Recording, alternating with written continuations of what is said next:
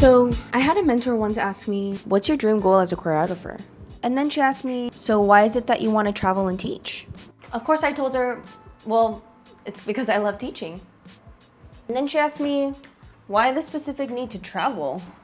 I mean, what's the difference between traveling to teach and teaching at home? And this sparked a question within me. Am I really passionate about teaching, or do I just want to travel and teach because, well, it's what we were always told that this was a choreographer's epitome of success? For many years, I was unsatisfied with where I was with my career. I thought to myself, if only I can get more opportunities, or I wish I can travel. But looking back, I knew I wouldn't have been ready for those opportunities then, even if they had come to me. So, what's the secret? I realized it's important to love the craft enough that I would pour my all into it, even if certain opportunities never came. Because if I loved it enough, I would have the drive to become better each day at what I do. And then to give back in the ways that I can. And so, as I took years to continue building myself as a dancer, teacher, and choreographer, those experiences eventually brought me here.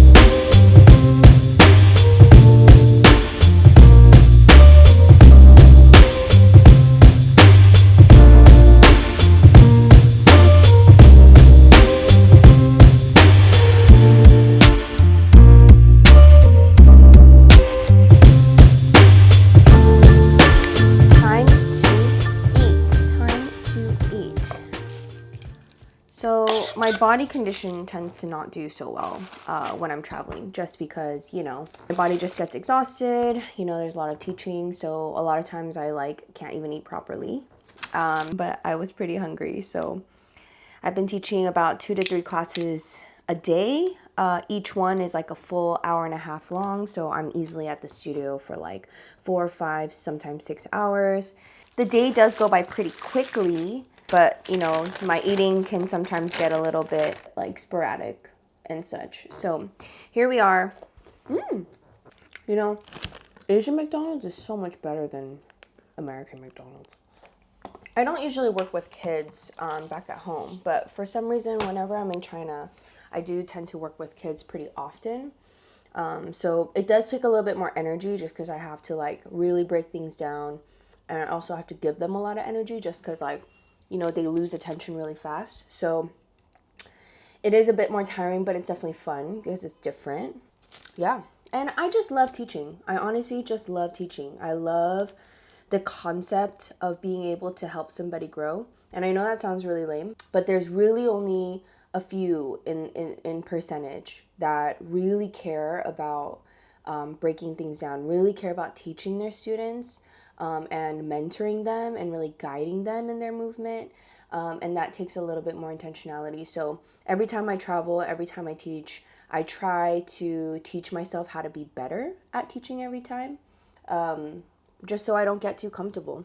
And especially because they spend so much money to bring out choreographers from different countries to come teach them because they just don't have the resources, And so for them to invest that much money into bringing someone out, they have to pay for flight, they have to pay for hotel, they have to pay for food, they have to pay for drinks, they have to pay for activities, they have to pay for car rides, like cab rides, going back and forth from the studio to hotel to the studio. So, people don't really think about the back end of like how much they're actually putting into bringing somebody out. And so I try not to take that for granted. And the thing is, they're just so excited to learn.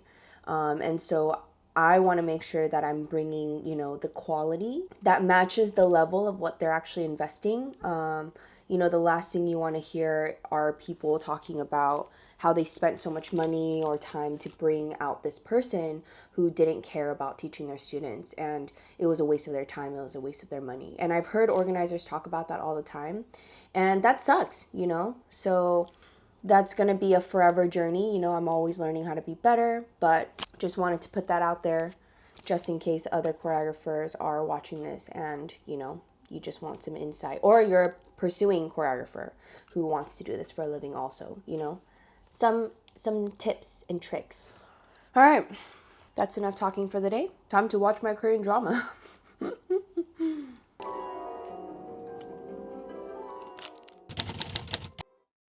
So this is maybe my 4th or 5th time being in China. This trip is really special because I have a friend who is the organizer that brought me out to China multiple times within the past 2 years.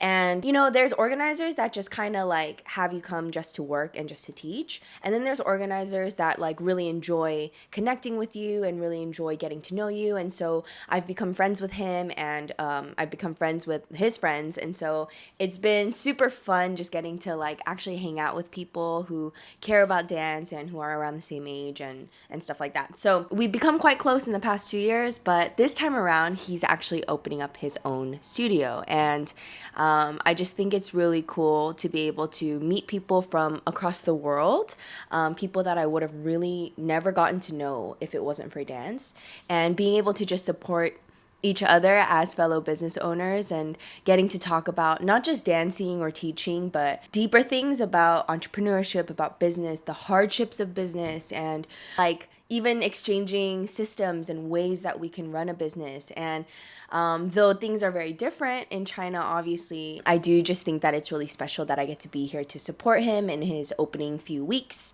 and just to be able to teach his students and to be here along the journey from the very beginning. So it makes me really reflect a lot on, the support that me and Dini received as business owners for Roots when we first started opening. And a lot of friends just came through, showed a lot of support, and really showed up, Some of our friends literally got together and threw us our entire grand opening event. And, you know, in a time where things can get so stressful and there's such an overload of work, I do think that having friends to remind you that this is such a good thing and that it's fun and that it's a long-term journey, you know, and there's so much work that goes into it, but at the end of the day it's so worth it. And it also does take a specific kind of person to go along this entrepreneurship journey. So overall, yeah, so excited to support him and really thankful that I get to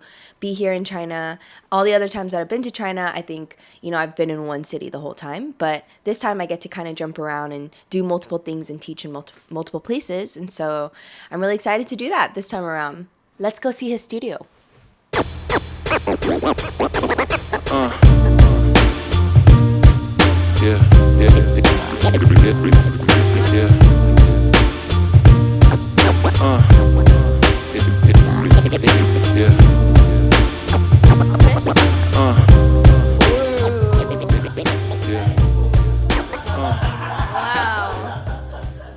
Nice. So this is a student I met in a previous studio last year, and so it's cool to reconnect with the same students every time I come back to China. He got me a little drink. How sweet.